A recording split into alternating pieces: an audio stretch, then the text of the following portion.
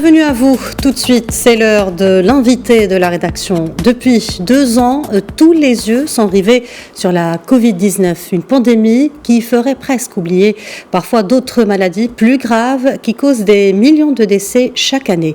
C'est le cas du cancer qui tue 10 millions de personnes par an dans le monde. La journée mondiale contre le cancer, célébrée aujourd'hui comme tous les 4 février de chaque année, est l'occasion de rappeler la gravité de cette maladie, une maladie qu'il est toujours possible de prévenir et de guérir si elle est dépistée à temps. Quels sont les chiffres au Maroc? Quels sont les cancers les plus fréquents? Et surtout, quels sont les traitements disponibles? Pour en parler, nous sommes en direct avec Karima Ouella, professeure d'oncologie médicale au CHU Hassan II de Fès. Bonjour et bienvenue à vous. Bonjour, merci pour l'invitation.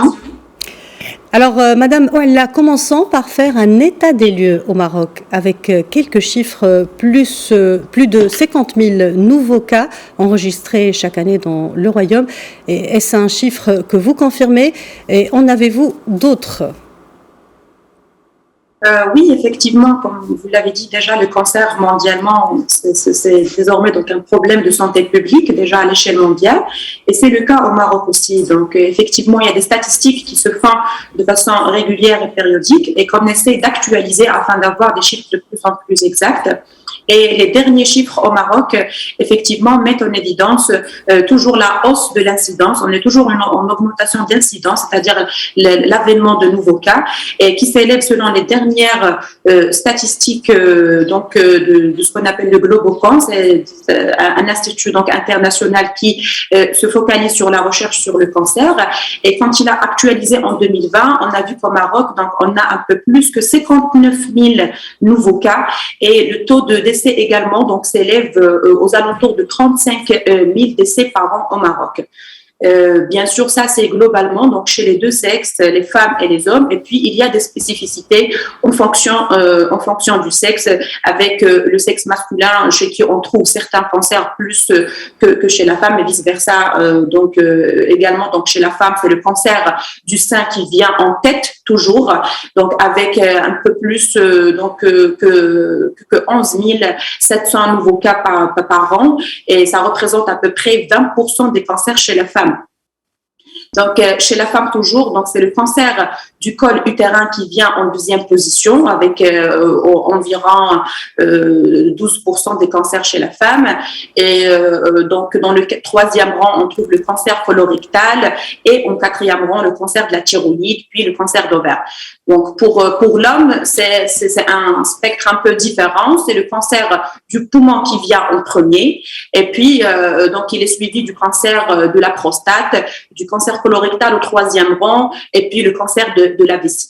Donc voilà, ça c'est un aperçu un peu général, c'est-à-dire en matière d'incidence de cancer chez l'homme et la femme marocaine. Mais il y a également une constatation, c'est que si vous voyez ces cancers, c'est des cancers où on peut agir bien avant, c'est-à-dire en amont carrément de la maladie, sur tout ce qui est stratégie donc de dépistage et de détection précoce. Et donc ça c'est un point positif donc qu'il faut prendre vraiment en considération afin de Justement, Madame Ouella, le ministère de la Santé a lancé en 2020 son second plan national 2020-2029 visant à améliorer la qualité de vie des patients et diminuer la morbidité et la mortalité due au cancer. Où en sommes-nous aujourd'hui ? Oui, effectivement, cette prise en charge du cancer, comme vous l'avez mentionné, s'inscrit dans une approche de plan de lutte et de traitement, lutte contre le cancer et de traitement de cancer. Donc, il y avait un premier plan qui s'étale sur 10 ans, qui s'est achevé en 2020, et puis donc un nouveau plan est en cours actuellement de réalisation. C'est le plan de 2021 jusqu'à 2029, effectivement, qui se pose sur plusieurs axes. Donc, le premier axe déjà, c'est la prévention, avec ses différents niveaux, le niveau primaire, le niveau secondaire, et également donc le dépistage, la détection précoce. Et puis on a dans ce plan-là de lutte contre le cancer, le plan également lié donc au diagnostic de la maladie, et puis le traitement de la maladie, et aussi la prise en charge de la qualité de vie des patients ainsi que leur entourage. Donc, il y a effectivement plusieurs efforts donc, qui sont faits et qui se font toujours donc, par le ministère de la Santé, mais aussi par d'autres organismes comme la Fondation l'ESMA, donc de lutte contre le cancer, donc afin d'améliorer déjà l'accès de la population aux soins, au dépistage et quand la maladie est là, d'accompagner au mieux les malades et leur entourage. Très bien, nous le disions au début de cet entretien, cette maladie continue de tuer chaque année des millions de personnes dans le monde. Qu'en est-il au Maroc ? Effectivement, donc comme on vient de le dire, donc déjà quand le nombre de cancers est en augmentation permanente donc dans le monde et en parallèle on a également donc l'augmentation du taux de décès au Maroc, c'est déjà ce qui est officiellement documenté, c'est à peu près plus de 35 000 cas de décès par an, ce qui est énorme et justement pour le meilleur moyen pour diminuer ce taux d'incidence mais aussi le taux de morbidité, de mortalité, c'est d'agir vraiment précocement. C'est pour ça, je pense que le message clé en cette journée internationale donc dédiée au cancer ou de la sensibilisation sur le cancer, c'est d'expliquer donc à la population marocaine l'importance donc de la prévention déjà donc à leur niveau et aussi le recours au dépistage pour les cancers qui sont dépistables. Et là, il faut qu'on souligne vraiment que le cancer du sein, qui est le premier cancer déjà au Maroc, les deux sexes confondus, et c'est le premier cancer chez la femme, c'est un cancer qui peut se dépister donc bien avant. Et si on trouve quelque chose, on va la trouver à un stade tout précoce. Et c'est là où on peut agir efficacement et de façon curative, c'est-à-dire notre but, c'est de guérir la patiente. Et les taux de guérison donc, peuvent s'élever à plus de 90-95%, vraiment, et même ça peut atteindre les 100% quand on arrive à dépister des maladies, à détecter des maladies à un stade tout précoce. Parce que le défi énorme actuel qu'on a en pratique clinique, nous, les praticiens, les soignants, c'est qu'on affronte beaucoup de cas qui viennent à des stades très avancés. Et plus le stade est avancé, plus, bien sûr, les chances de guérison vont diminuer et plus le traitement aussi va être un peu plus compliqué. Donc, comme vous voulez le dire, un diagnostic précoce du cancer peut changer toute la donne, toute la vie d'une personne. Parlez-nous un peu plus du rôle du dépistage et de la prévention du cancer. Oui, voilà, c'est un axe très, très important dans tout plan de prise en charge ou de lutte contre le cancer au Maroc et au monde. Et justement, il y a certains cancers qu'on peut dépister parce que pas tous les cancers sont dépistables et au moins les plus fréquents, à savoir le cancer du sein, le cancer du col chez la femme et aussi donc même le cancer de la prostate chez l'homme, ils sont du cancer donc on peut dépister précocement. Donc, par exemple, pour le cancer du sein, il y a déjà un programme de dépistage de masse donc, qui est établi au Maroc. Et donc, on a des campagnes, déjà des campagnes de sensibilisation et dépistage un peu partout dans le royaume, dans les différentes régions. Et justement, on met à la portée de la population, généralement, même dans les structures de soins de base, c'est-à-dire dans le niveau 1 des soins, dans les petits centres de santé, les centres de reproduction et tout, donc partout dans le Maroc. Donc, il y a de la possibilité d'aller se faire dépister, ne serait-ce que déjà par l'examen clinique et s'il y a une anomalie, donc on peut procéder par des examens d'imagerie complémentaires comme la mammographie. Donc, et ceci doit commencer donc à partir de l'âge de 45 ans chez la femme. Également, donc, avant de passer donc aux structures de soins, déjà, il faut qu'il y ait une sensibilisation des femmes en général sur l'intérêt de l'autopalpation, c'est-à-dire elles-mêmes, elles peuvent s'auto-dépister en faisant une palpation, donc un examen manuel, donc elles-mêmes, donc dans des positions donc particulières qu'on leur explique généralement juste dans des simples vidéos qu'elles peuvent trouver donc n'importe où sur Internet, des affiches publicitaires, etc. Comment se faire faire palper déjà elles-mêmes. Et après, donc, on encourage à partir de 45 ans d'aller faire un dépistage, donc même par mammographie ou à partir de l'âge de 50 ans, donc tous les 2 ans, donc afin justement de ne pas passer à côté d'une petite lésion qui peut être méconnue à la palpation manuelle. Ça, c'est pour le cancer du sein.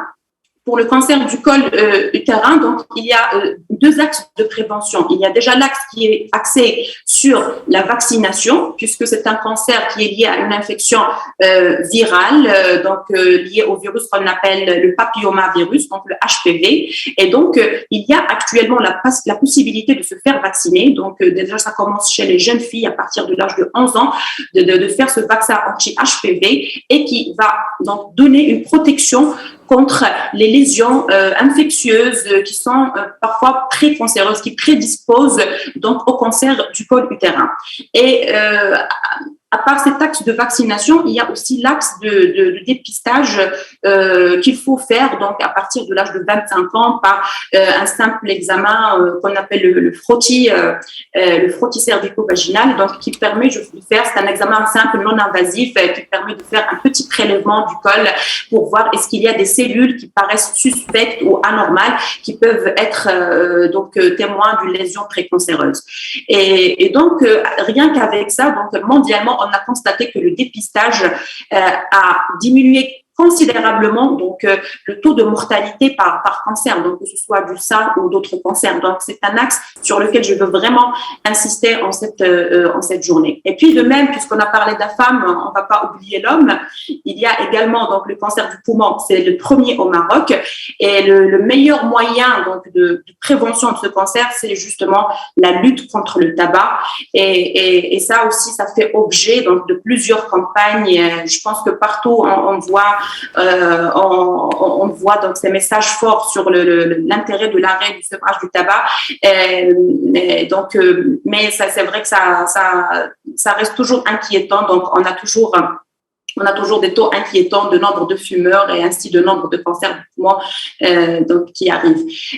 Mais donc, si on peut déjà travailler sur cet axe de prévention dès donc, le jeune âge, dans les écoles, dans les lycées et partout, et aussi mettre en œuvre les lois qui ont été donc faites sur l'interdiction du tabagisme dans les lieux publics. Si on arrive à vraiment les mettre en route, ça va être d'un grand gain pour la population. Professeur, le cancer. Oui. Pardon, professeur, je voudrais qu'on passe par rapport aux structures. Qu'en est-il aujourd'hui concrètement des avancées majeures thérapeutiques, notamment des thérapies? Oui. D'accord, oui, effectivement, il y a eu des progrès majeurs en matière du diagnostic déjà et aussi en matière de traitement. Donc, le Maroc dispose de plusieurs centres d'oncologie, c'est un centre qui se spécialise dans le traitement du cancer, dans des plateformes qui sont multidisciplinaires, c'est-à-dire ayant déjà un grand nombre de spécialistes de chaque discipline, donc des chirurgiens, donc des radiologues, des anatomopathologistes, des oncologues médicaux, des radiothérapeutes et bien d'autres spécialités pour ne pas les oublier. Donc, on travaille ensemble en équipe et c'est ça l'intérêt justement des structures d'oncologie spécialement dédiées au traitement du cancer. On a vu d'énormes progrès. Déjà, en tant qu'oncologue médical, donc en matière de traitement médical, il y a eu des avancées majeures avec ce qu'on appelle les thérapies ciblées, c'est-à-dire des thérapies qui sont beaucoup plus précises et qui ciblent la cellule cancéreuse en un point bien précis, donc pour être plus efficace et aussi épargner les cellules qui sont saines. Également, avec les dernières années, on a vu l'avènement de l'immunothérapie qui a aussi révolutionné le traitement du cancer. C'est vrai qu'on a vu beaucoup d'avancées majeures. L'état des lieux au Maroc, c'est qu'on a accès à la majorité de ces drogues, mais bien sûr, parfois, on a certaines limites, mais il faut reconnaître qu'on a beaucoup d'avancées en matière de traitement médical déjà qu'on délivre, ainsi en parallèle en matière d'équipement, de radiothérapie, par l'acquisition donc des dernières techniques de rayonnement. Donc, ainsi, le patient marocain, normalement, a la possibilité de se faire traiter selon des normes correctes, internationales. Mais il faut juste vraiment se présenter à temps donc, pour pouvoir traiter correctement. Il y a toujours, bien sûr, des défis. Ce n'est pas parfait. Il y a toujours des choses à améliorer, que ce soit en matière d'accès donc aux moyens diagnostiques, ainsi que d'accès donc aux centres d'oncologie, donc d'avoir plus de centres dans plus de régions parfois un peu plus éloignées et plus enclavées. Mais en tant que thérapeute, donc on est ravis des avancées majeures que connaît l'oncologie au Maroc et mondialement. Il faut juste qu'on soit capable de suivre donc toutes ces avancées. Professeur Karima Ouella, merci d'avoir répondu à nos questions. Je rappelle que vous êtes professeur d'oncologie médicale au CHU Hassan II de Fès. Merci. Merci à vous, chers téléspectateurs. Vous pouvez retrouver cet entretien sur notre média digital Medi 1 News.